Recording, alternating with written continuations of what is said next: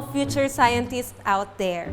DepEd TV welcomes you to a day full of learnings and discoveries.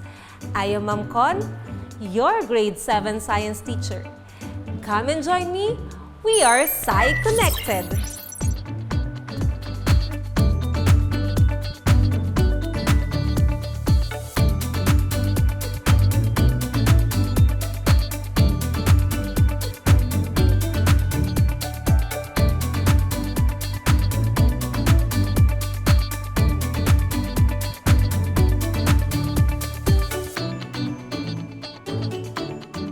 In this lesson, here are the key takeaways. 1. Identify the steps of scientific method. 2. Use scientific method in solving problems through experiment. 3. Relate scientific method in daily life. Before we start, make sure you have your pen, paper, and self-learning module. Now, let us have a short recap about our last lesson. What is scientific method? Well, that's great! Scientific method is a step-by-step procedure used in solving problems and answer questions. What are the 6 basic steps of scientific method? So, first step is to make observations. How are you going to observe? Yes, that's right. You need to use your 5 senses. Second step, come up with a question. Based on your observations, you may now formulate a question. The third step is to develop a hypothesis. Hypothesis is an educated guess. It is a possible answer to the question you have formulated. Fourth step is to conduct an experiment. In this step, you will test your hypothesis through experimentation. The fifth step is to record and analyze the result. Make sure to record what is happening as well as the results. Finally, the sixth step is to draw a conclusion. On this part, you may now conclude that your hypothesis is accepted or rejected.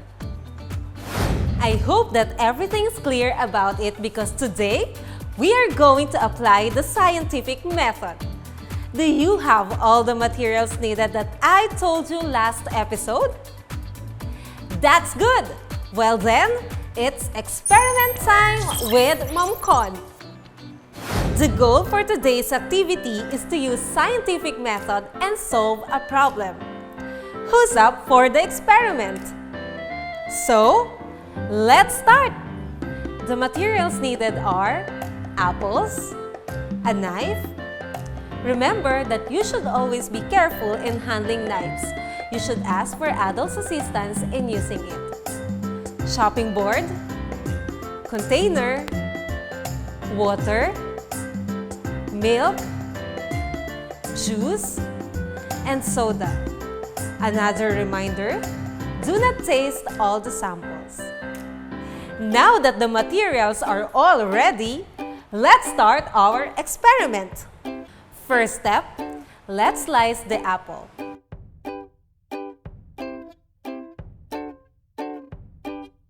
After slicing, let's observe the apple for 5 minutes.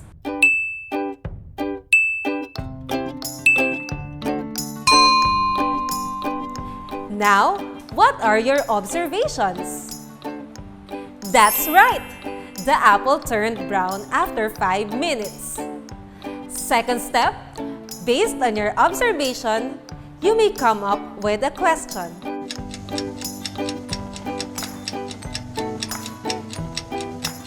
What would be the possible problem based on the observation? Very good!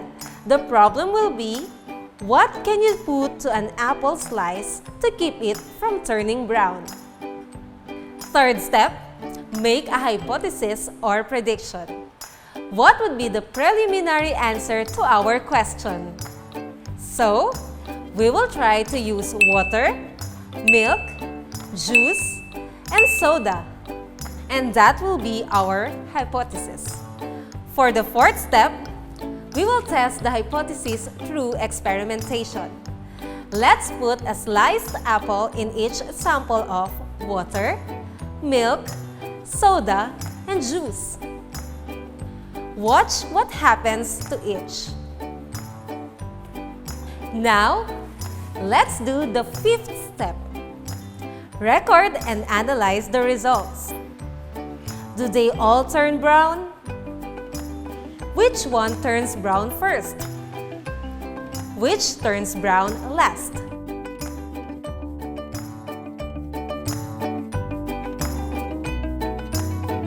Finally, the sixth step is to draw a conclusion. Let's answer this question. If you put a blank on an apple, it will not turn brown that fast. It is my pleasure to know that you enjoyed the experiment and understand the scientific method as well. Let's try to sum up the results of the experiment. Are you ready? Let's do it! What is your observation after slicing the apple? What happens to the apple? Exactly! The apple turned brown. Now, what is the problem in the activity? Great! What can you put to an apple slice to keep it from turning brown?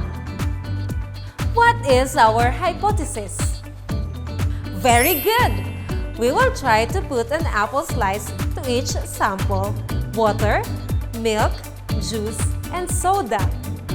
To test the hypothesis, we put an apple slice to each sample. While waiting, we recorded the data and analyzed the results.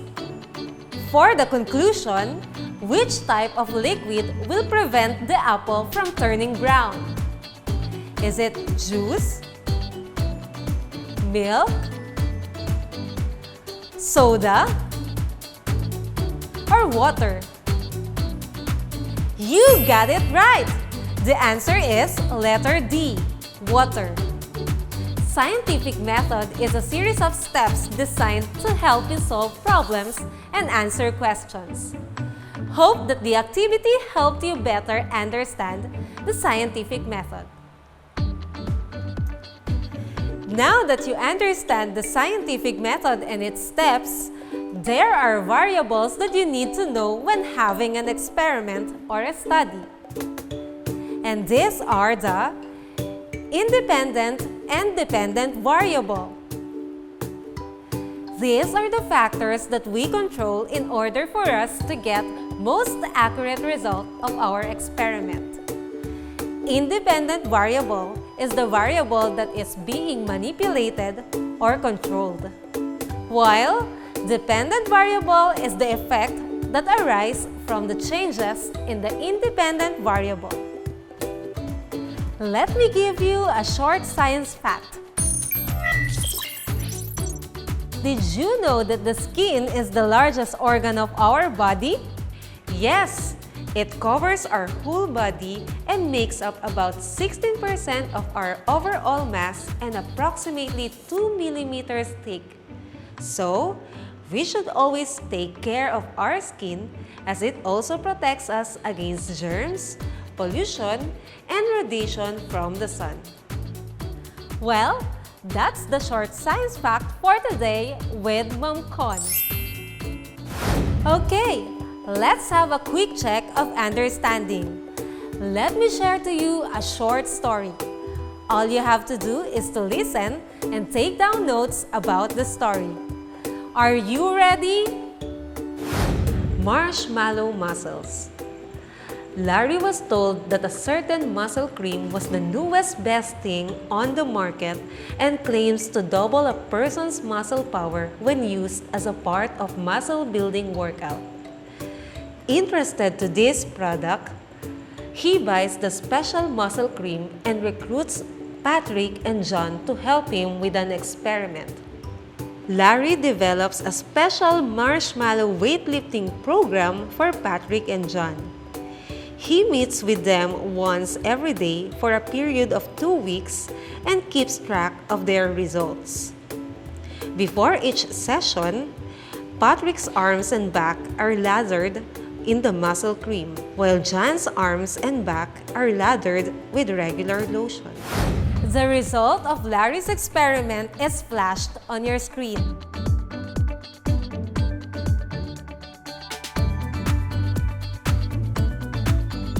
From the short story, let us answer these questions.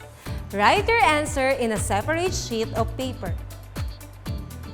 What is the independent variable?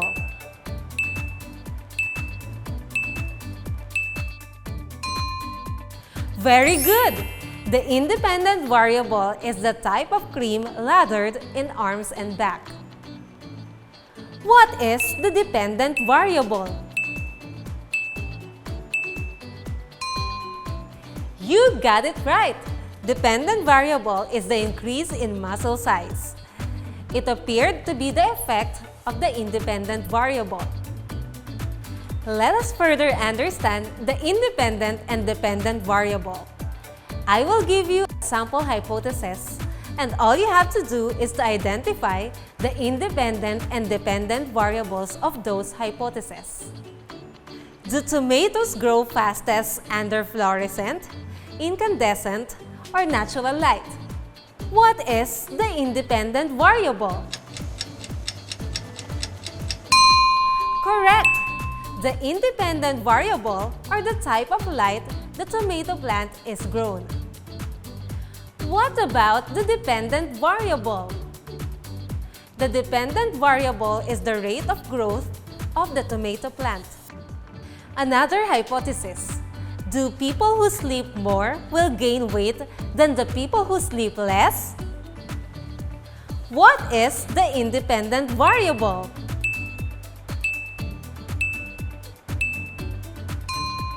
That's right!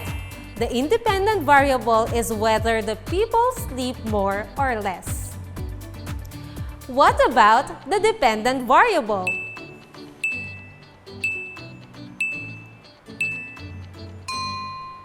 Excellent!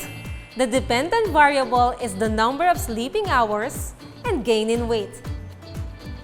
Now that scientific method and the variables that you should consider in an experiment is clear, let us have an assessment. Read each question carefully.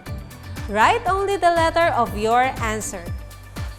Use a separate sheet of paper. Number 1. What skill is used when you listen to the sounds that are produced by whales? A. Interpreting data. B. Drawing conclusions. C. Making a hypothesis. D. Making observations.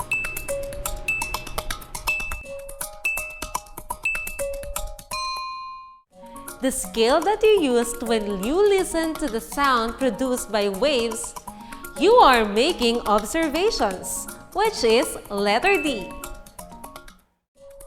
Number 2. A scientist conducted an experiment to determine how the amount of salt in a body of water affects the number of plants that can live in the water. Which is the independent variable? A. Water. B. Temperature of the water. C. Amount of salt in the water. D. Number of plants in the water.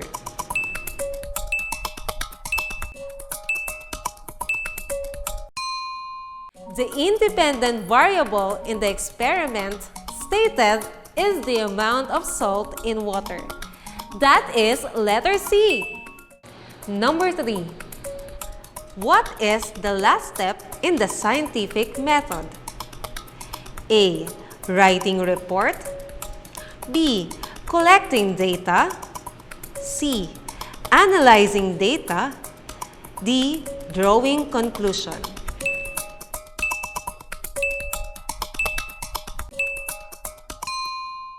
The last step in scientific method is drawing conclusion.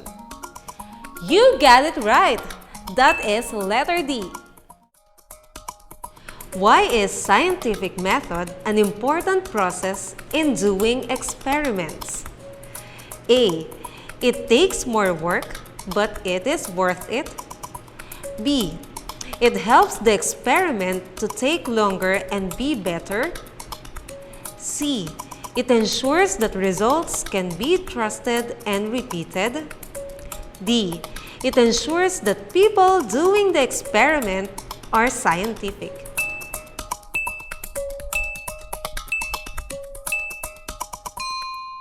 Scientific method is an important process in doing experiments because it ensures that results can be trusted and repeated. The answer is letter C. Number 5. What do you call the information gathered during experiments? A. Data. B. Theory. C. Conclusion. D. Hypothesis.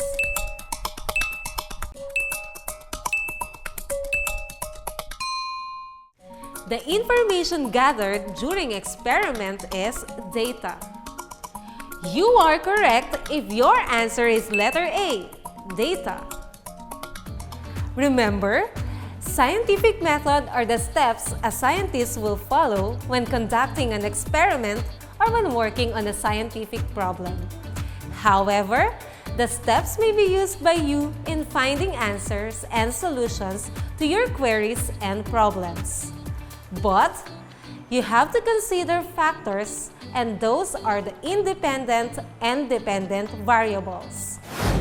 Now, it's time to answer and learn more from one of the questions posted in SciConnected on DepEd TV page.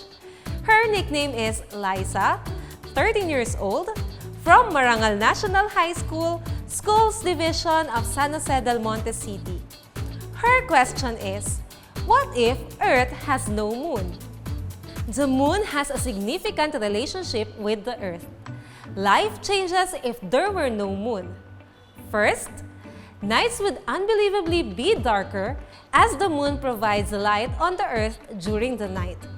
Second, as the Earth exerts gravitational pull, the moon also exerts a gravitational pull on Earth, and it slows down the Earth's rotation. The moon's gravity causes the ocean on our planet to rise and fall. It influences our oceans, weather, and the hours in our days. Thank you so much for your question, Liza. Hope that I helped you on it. If you guys have questions, simply post it on SciConnected on DepEd TV page. Kindly follow this format. Hope that you have learned something new today. Thank you so much for sticking with me, and see you on the next episode. Again, this is Maricon, scientifically saying, think critically, do things differently, and that develops your ability.